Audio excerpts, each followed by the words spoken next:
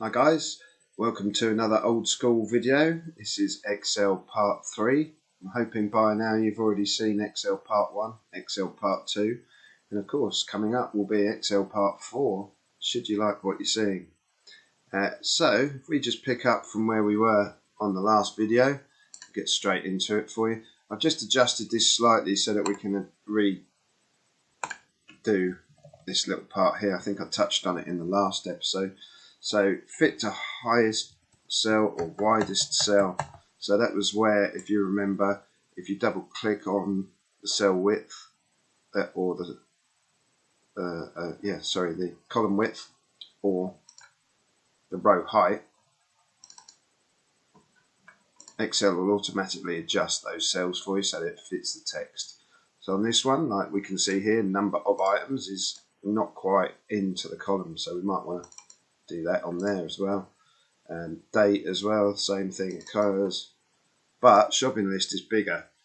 Now this is because we merged cells in the previous one. If we wanted column 1 though, however, to be the same width on the row, we can double click this, and as you can see it's not doing anything because this was a merged cell. So if you wanted to meet the merged cell, you'd have to drag.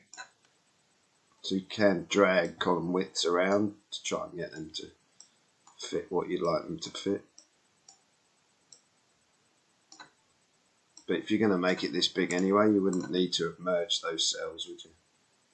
So that's why it's still there. So if you wanted to demerge it, you can do that again. Yeah.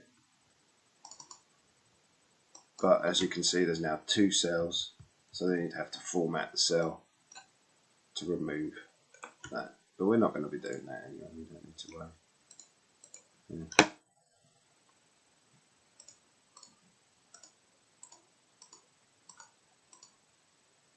Right, so I think we've now covered off adjusting cell heights and widths. So we can tick that off. Now, at some point you might go, do you know what, I really need to add a row. So in here, we've got all these, but you think, oh, what do I want to go with my eggs? I just haven't got and bread. I've got egg and bread. I don't know, what do I want with it? Let's make a sandwich, just get ham. So, damn, why didn't I think of ham? So if you click on the row that you want to insert a new row in between, you can just do that and click, right click, insert, and as you can see straight away you now have a new row. If you wanted it underneath there instead of above, you'd have to do it there. Obviously that's changed that because it's copying the cell that was there. So if you don't want the fill, you can take the fill out. So now we want ham. Let's add ham. We're going to get that the same day, so let's just copy that over. How much ham do we want? 1 pack. Let's say that's £3. £3. Good. So now we've got ham for £3. We've added a row, but actually I've accidentally added a second row as well. So I'm going to skip the add column part for now and come back to that to you in a minute. So remove row. So right, okay, let's have a look. We've got a row that we don't need right in the middle here. Damn, why did I put that in? Now you can either copy this lot up and move it so that your row ends up at the bottom empty. But why would you do that? I'd rather get rid. So if you click on the row you want to remove, so click on it with the left, right click, and you can delete. That deletes the row again. So insert, click on the row, right click, insert, delete, highlight the row with left click, nearly the wrong one, left click, then right click, delete, done.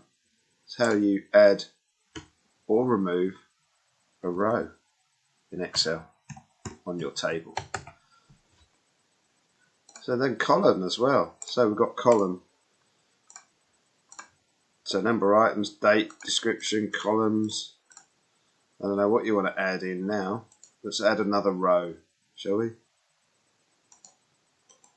Let's go insert. So click on the column whichever one, right click, insert. So if you notice when you do that, it's putting this new column to your left. It's kept all the formatting that you already had, so that's really handy as well. I don't know what you want to put in here. You might want to put discount, because maybe there's a discount on. You don't want to pay that amount for eggs. Chips, you might go, do you know what, if they're £2 I'll get them. If they're not, I don't know. So you've got discounts. So some might have zeros, some might have 1, some might have 0.5. I don't know. The zeros. So now we have an extra column, discount. Nice. So that's how you add a column. So click on the column, right click, insert. Damn, I've now added another column. What am I doing? Click on the column, right click, delete. There goes your column. So it's quite easy to add a column or to delete a column or a row in Excel when you've got your Excel table there. I mean, we may not even want date. Let's say we do. I don't know. It's all good, eh? Look, I've changed the dates on some of these. Oops. Anyway, that is how you add a column or a row, delete a column or a row, and auto adjust. So if your column's wrong, double click, opens. If your height's wrong, double click, it opens, auto adjusting for you. And that's these two done. Done and done. So that is quite simply the end of Excel part 3. So I'm hoping you enjoyed Excel parts 1, 2 and 3 now. If there's not enough to convince you just yet, watch out for part 4, but in the meantime, click the like on the video, click the subscribe button, share with your mates, add a comment, do all that stuff, and we'll keep making some videos for you. Old school. Catch you on the next one.